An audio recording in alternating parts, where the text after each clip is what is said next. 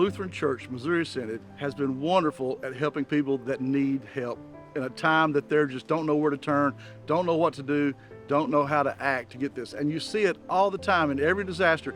There's the same type of hopelessness. Just everywhere you look, somebody has been devastated by this storm in one way or another. Any neighbor, anyone in this community, we're doing all we can right now to reach out to them and to help them see and experience the peace that we have in Jesus Christ, no matter what storm blows through in life.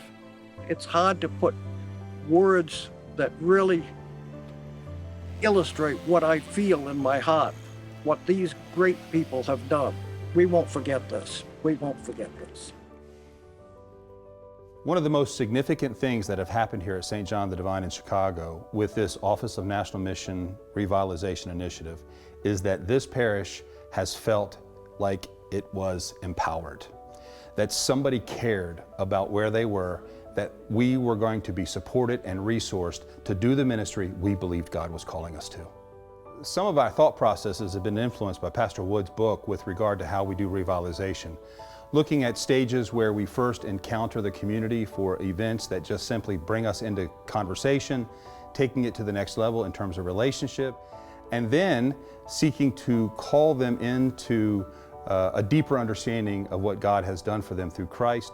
People have been coming. He's been recruiting others, and it's a wonderful thing to walk into church and see some new faces and invite them to come to the coffee hour and get to know them, and this has been happening, and it's a great feeling, and it's great to see more young people coming. The Genesis Project is made available through the LCMS school ministry for our church and school to decide if we wanted to go ahead with developing a high school program or not. And it was probably the best money we had ever spent on our school. It is a self-study, a feasibility report on whether or not to go ahead. This saved us from making some pretty egregious mistakes and also opened up some new avenues that we hadn't thought of before. Everybody could see the need for it. They could see God's hand at work with it, and they were very much supportive and behind it. And the same token, our grade school has experienced growth through starting this as well, because people are now enrolling in our grade school because they know there's a secondary education option available to them at our school as well.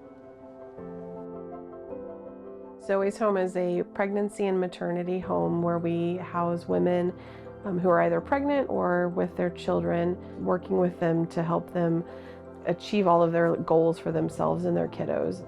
Zoe's Home has provided for me and my children a place that I can feel safe at.